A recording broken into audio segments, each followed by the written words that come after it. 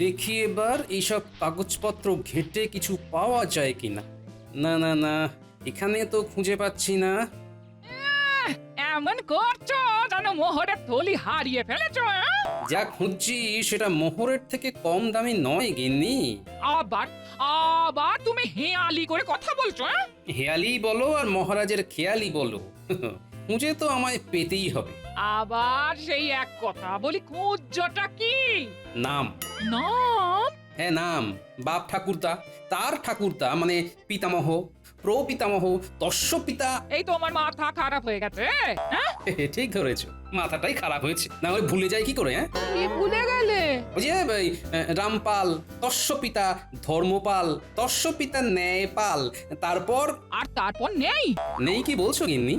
সবে তো 7 পুরুষ হলো, এখনো আরো 7। দেখি পুরনো কাগজপত্র ঘেঁটে কিছু উদ্ধার করতে পারি কিনা। কিন্তু এদিকে যে সামনে পুজো, সে খেয়াল আছে? সব ছেড়ে দিয়ে তুমি কিনা বসলে 14 পুরুষের নাম উদ্ধারে। ওহ বাবা, হ্যাঁ হ্যাঁ, এই অকালী পুজোর জন্যই তো যত গন্ডগোল। কিসের গন্ডগোল? কেন জানো না? শাস্ত্রের নিয়ম অনুসারে অকালে কোনো পুজো করলে ইষ্ট দেবতা ও প্রয়াত পিতা মাতার প্রতি শ্রদ্ধা জানিয়ে তর্পণ করতে হয়। আহা, তাতে কি হয়েছে? এবারে যে স্বয়ং মহারাজ নড়ে চড়ে বসেছেন, মানে রাজসভার সবাইকে নিয়ে মহারাজ যাবেন তর্পণে? শুধু যাবেনই না, সেখানে একটু এদিক থেকে ওদিক হলেই সব বেটাকে ছেড়ে টানাটানি পড়বে এই গোপালকে নিয়ে। টানবেনই তো, আগ বাড়িয়ে দায়িত্ব নেওয়া তো তোমার স্বভাব। তা বাড়িয়েই বলো আর কমিয়েই বলো, দায়িত্ব যখন আমার ওপর, তখন পিতৃপুরুষের নাম বলতে গিয়ে হেঁচে কেসে একসা হলে আমার কপালে যে দুঃখ আছে গিন্নি।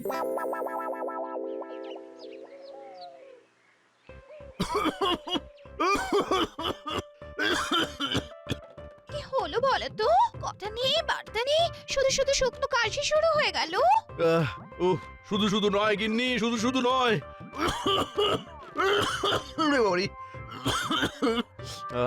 আহা, গলা যখন শুকিয়ে যাচ্ছে তখন জলটা খাবে তো নাকি? কি মুশকিল, জলও খাবে না বলছে। ওই জল খাওয়ার কথা ভাবতে গিয়েই তো হেঁচকি উঠছে। কি আবল তাবল বকছো বলো তো? আবল তাবল নয় গিন্নি, ওই পিতৃপুরুষকে জল দেওয়ার ব্যাপারটাই গলায় আটকাচ্ছে। ও তাই বলো, তাই বলো, তুমি তর্পণ করার কথা বলছো তাহলে? তবে নয় তো কি, তর্পণ করিয়ে পণ্ডিত ত্যাগ ভারী করবে আর সব দায়িত্ব গোপাল সামলাবে। আমি কি তবে ফেল ফেল করে তাকিয়ে দেখবো? তাতে হয়েছেটা কি? আমি বলি কি, তুমি বরং মন দিয়ে তর্পণটাই করো। কেন মন দিতে যাব কেন? আহা, পিতৃপক্ষে শ্রাদ্ধ শান্তি আর তর্পণ করলে পূর্বপুরুষরা খুশি হন, আশীর্বাদ করেন। তাদের কৃপায় না জীবনের অনেক অনেক বাধা দূর হয়ে যায়। তখন এই বিভিন্ন সমস্যা থেকে মুক্তি মেলে। তার আগেই তো দেখছো যত সমস্যা, সবকিছু ঠিক করে সামলে দিলে নাম হবে গোপালের। না না না না না, কোনোভাবেই যদি একটু বেগ দেওয়া যেত তাহলে। তাহলে আর কি, ভাবতে শুরু করে দাও এবার। শুরু নয়, একেবারে শেষ করে দিয়েছি। সে কি, এর মধ্যে আবার শেষও হয়ে গেল? এবার এমন একটা পরিকল্পনা করেছি যাতে সাপও মরবে অথচ লাঠিও ভাঙবে না। তবে তবে তার জন্য এখন নবাবী ভরসা। হ্যাঁ, আর তারপর মহারাজ খাবেন ভ্যাবা চ্যাকা।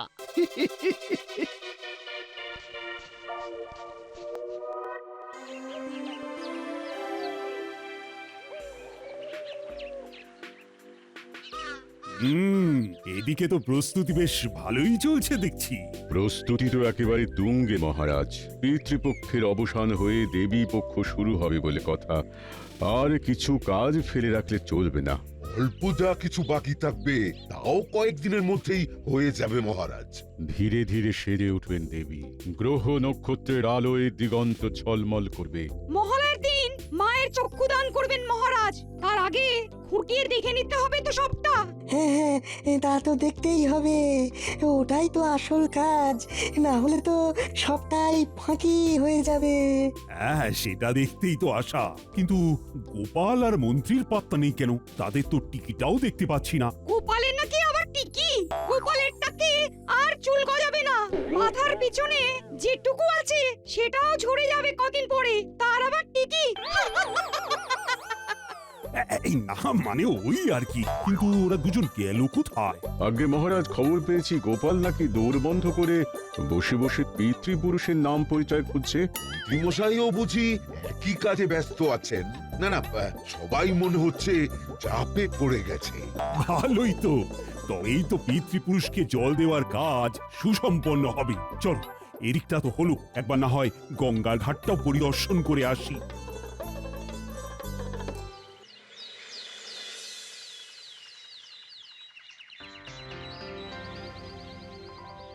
ব্যাপার কি মহারাজ, আজ যেন আপনাকে কেমন থমথমে দেখাচ্ছে? এদিকে যা খবর, তাতে তো মুখে আর হাসি আসছে না। কিন্তু হাসি উড়ে যাওয়ার মতো এমন কি হলো মহারাজ?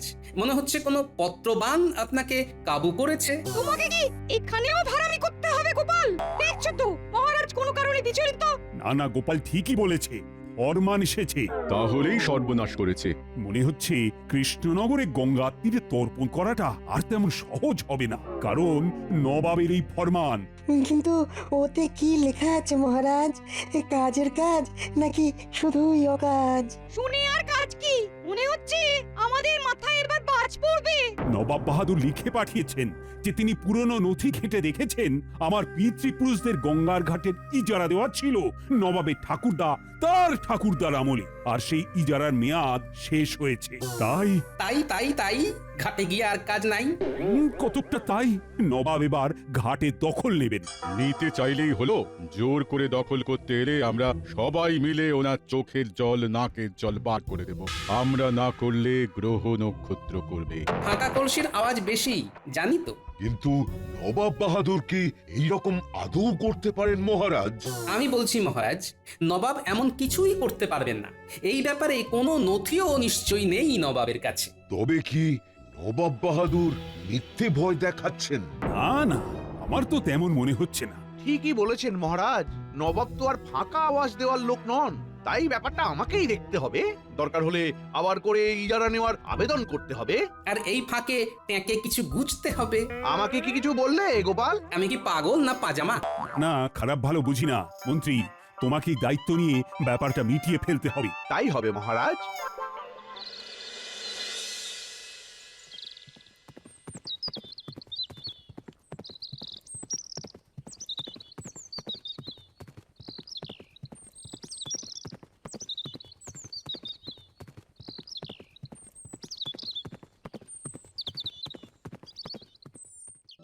এত কি ভাবছেন জাহাপানা? ভাবছি এর পরের চালটা কি হবে।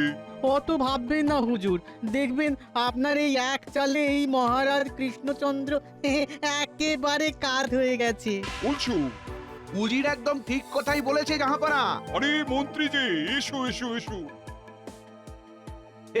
এসে তো গেছি, আর সেই সঙ্গে এটাও বলতে এসেছি যে এতদিনে আপনি একটা মোক্ষম কাজ করেছেন জাহাপানা। কেন কেন, কি হয়েছে?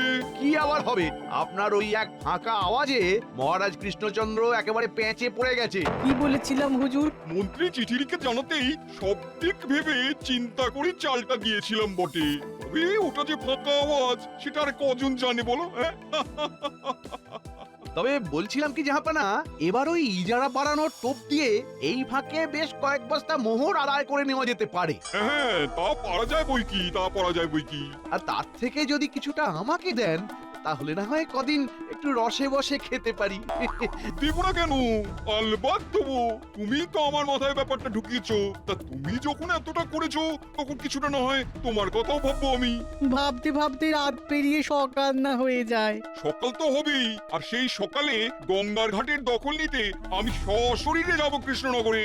কেন জাহাপানা? হয় ইজারা বাড়ানোর আছিলায় মোহরের থলি নিতে, না হয় গঙ্গা ঘাটের দখল নিতে। তবে আমি এখন আসি জাহাপানা, ফিরে গিয়েই এই খবরটা মহারাজকে দিতে হবে। যাও, আর দেরি করো না।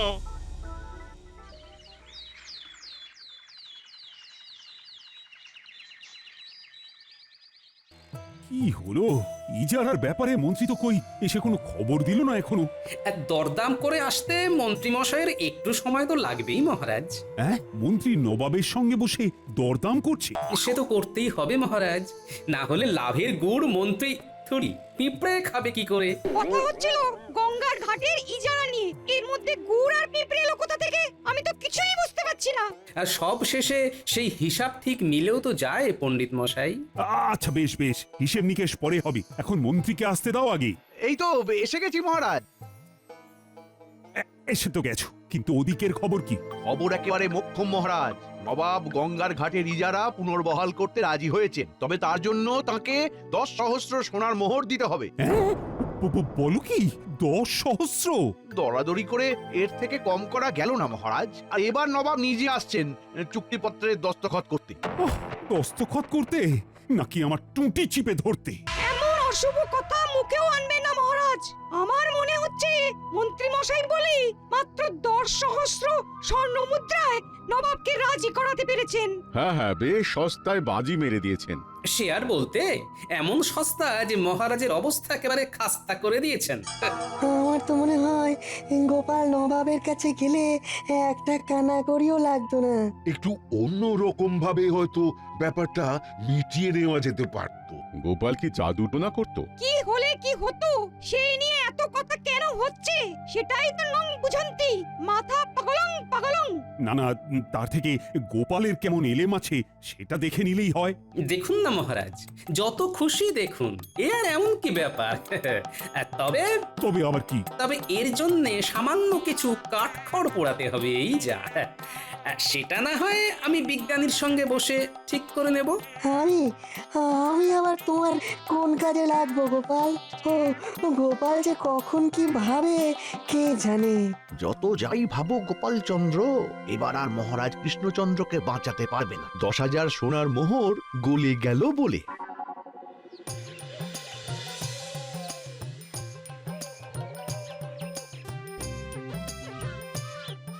এই তো বিজ্ঞানী যন্ত্রপাতি নিয়ে ঘাটাঘাটি করছে দেখছি। বলো গোপাল, আমি কোন কাজে লাগতে পারি? তেমন কিছু নয়, তবে এমন একটা কাজ করতে হবে যাতে আমার এই কাগজখানা কাজে লাগতে পারে। কাগজ? কি কাগজ? সাদা কাগজ, আর এই কাগজকেই হলুদ করে দিতে হবে, মানে যাতে দেখে মনে হয় এটা অতি প্রাচীন কোনো কাগজ। রোদে পুড়ে কাগজ হলুদ হয় এমনই একটা যন্ত্র আমার কাছে আছে বটে। তবে তাপ আর চাপ দিলে টাটকা কাগজকেও পুরনো করা যায়। ব্যাস ব্যাস, আর কি চাই? বাকিটা আমি ঠিক সামলে নেব।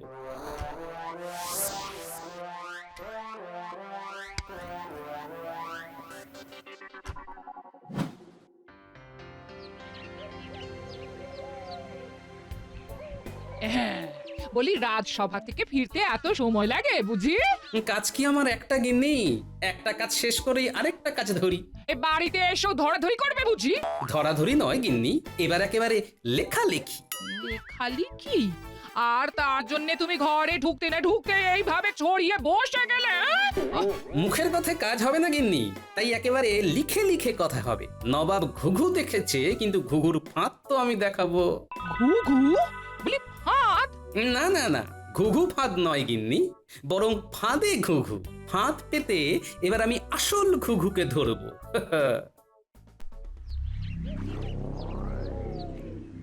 ঘিরে ফেলো, বাঁশ দড়ি যা আছে সব দিয়ে ঘিরে ফেলো। যেমন ইজারা বাড়ায়নি তেমন কৃষ্ণচন্দ্র বুঝুক মজা। না না না না, আমি ছেড়ে কথা বলবো না, একদম না। আহা, কি হয়েছে কি হয়েছে মহারাজ? শান্ত হন, শান্ত।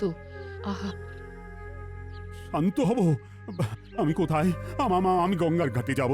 নিশ্চয়ই আপনি কোনো দুঃস্বপ্ন দেখছিলেন মহারাজ। দুঃস্বপ্ন? তাই যেন হয় আনি। আমি যে দেখলাম নবাব এসে গঙ্গার ঘাটে দখল নিচ্ছে। কিন্তু আপনি তো ঘুমোচ্ছিলেন মহারাজ, তেমন কিছুই হয়নি। কিন্তু সত্যি যদি তেমন কিছু হয় তবে কি হবে? চিন্তা করবেন না মহারাজ, গোপাল যখন দায়িত্ব নিয়েছে তখন ব্যবস্থা কিছু একটা হবে। কিন্তু আমি যে নিশ্চিন্ত হতে পারছি না। তবে আমার মাথায় কিছুতেই ঢুকছে না আপনার পিতৃপুরুষরা কবে এমনই যারা নিয়েছিলেন। বাকি মাথা খাটানোর কাজটা গোপালের উপরে ছেড়ে দিন না মহারাজ।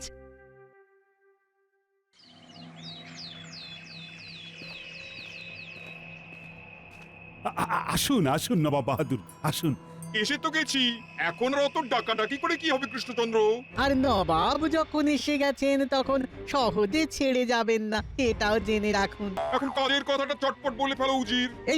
এই তো ইজারা বাড়ানোর কাগজপত্র একেবারে তৈরি। হাতে হাতেই কাজ হবে। কাগজ মানে চুক্তি? আগেই বলেছিলাম না মহারাজ, নবাব কোনো কাঁচা কাজ করেন না। কৃষ্ণচন্দ্র এতে দস্তখত করে প্রয়োজনীয় অর্থ দিয়ে দিলেই শান্তি। না হলে আমাদের অশান্তি করার জন্য বাধ্য করবেন। আমার লোক লস্কর কিন্তু তৈরি। নবাব বাহাদুর বললেই তার ঘাটগুলোর দখল নেবে। জানি না, কিন্তু কই এখনো তো। আপনি কি কারোর অপেক্ষা করছেন মহারাজ? হ্যাঁ মানে গোপাল তো কই রাজসভায় এসে পৌঁছলো না এখনো। এই শুভ কাজে গোপালকে আবার কি দরকার মহারাজ? হ্যাঁ, মন্ত্রী মশাই যখন আছেন তখন আর চিন্তা কিসের, উনি একাই তো সব সামলে দেবেন। তবু গোপালের তো এই সময়ে এখানে উপস্থিত থাকার দরকার ছিল।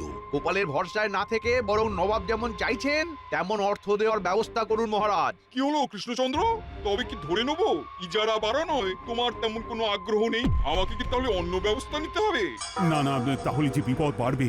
অগত্যা কি আর করা যায়। যাও মন্ত্রী যাও, কোষাগার থেকে প্রয়োজনীয় অর্থ নবাবকে দেওয়ার ব্যবস্থা করো। ওই অর্থ হাতে পেলেই নবাব ইজারা বৃদ্ধির চুক্তিতে দস্তখত করবেন। ওহ, গোপালটা দেখে দেখে এখনই ডোবালো আমায়। ওর উপর ভরসা করে যে কি ভুলি না করেছিলাম। না, এখন তো দেখছি গোপাল কোনো কাজেরই নয়। তাহলে মহারাজ কৃষ্ণচন্দ্রকে প্যাঁচে ফেলে ভালো মতোই আদায় করা গেল জাহাপানা। তাই তো দেখছি, শুধু কৃষ্ণচন্দ্র নয়, সঙ্গে গোপালকেও কুণ্ঠাসা করা গেছে মনে হচ্ছে। হ্যাঁ, তারও তো কই পাত্তা নেই, ল্যাজ গুটিয়ে পালিয়েছে বোধহয়। তবে আমি পালানোর বান্দা নই জাহাপনা। কই দিন দেখি, এবার আমার ভাগ বুঝিয়ে দিন। ও মন্ত্রী যেন আর তর সয় না। না, এইসব কাজ নগদে নগদে হয়ে যাওয়াই ভালো, কি বলো মন্ত্রী? বিলক্ষণ জাহাপনা, বিলক্ষণ। তাহলে মহারাজ, ভালো সময় এসেছি আমরা। এই যে এদিকে কেমন দেওয়া নেওয়া চলছে দেখুন। তাই তো দেখছি মন্ত্রী নবাবের সঙ্গে হাত মিলিয়েছে। মহারাজ আপনি? গোপাল তুমি? না আমরা ভূত নয়, একেবারে জ্যান্ত। আসলে কি হলে কি হতে পারে সেটা তো আগে থেকে জানা ছিল, তাই যথা সময় আসতে কোনো অসুবিধে হয়নি। সে যাই হোক, গঙ্গার ঘাটে ইজারা বাড়ানোর মোহর যখন হাতে এসে গেছে তখন কোনো কিছুতেই আর কিছু হবে না। তাই বুঝি, কিন্তু এখনো তো হওয়ার অনেক কিছু আছে জাহাপনা। বাকি আছে? রসিকতা হচ্ছে আমার সঙ্গে? রসিকতা আমি নয়, করছেন তো আপনি।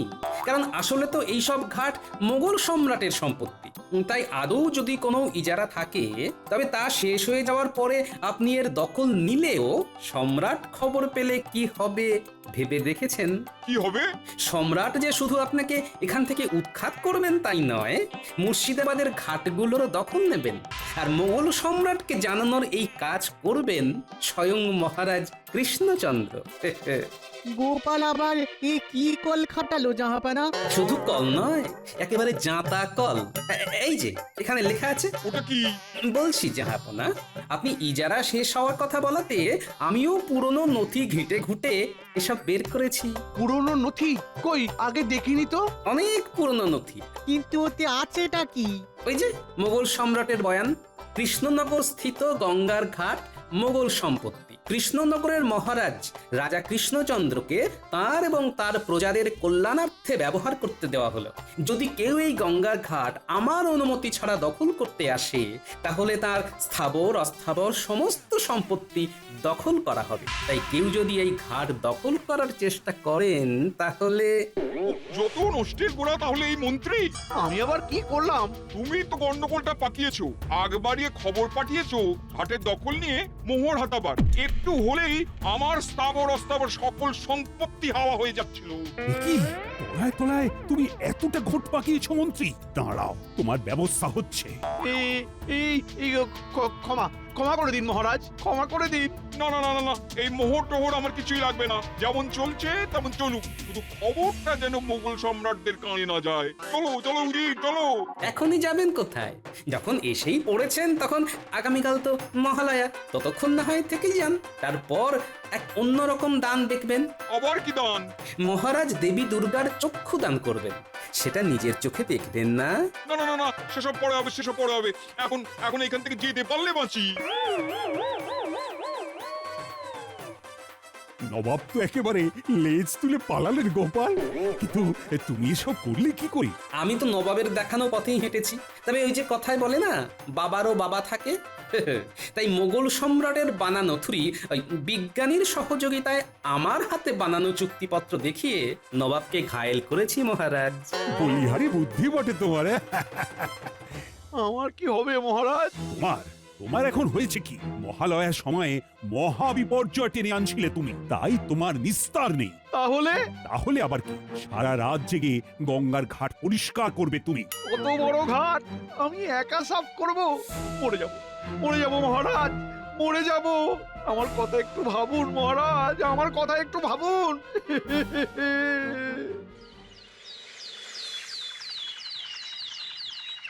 ওম পিতা স্বর্গ পিতা ধর্ম পিতা হি পরমন্তপ পিতরি প্রীতিমাপন্নে প্রিয়তে সর্ব দেবতা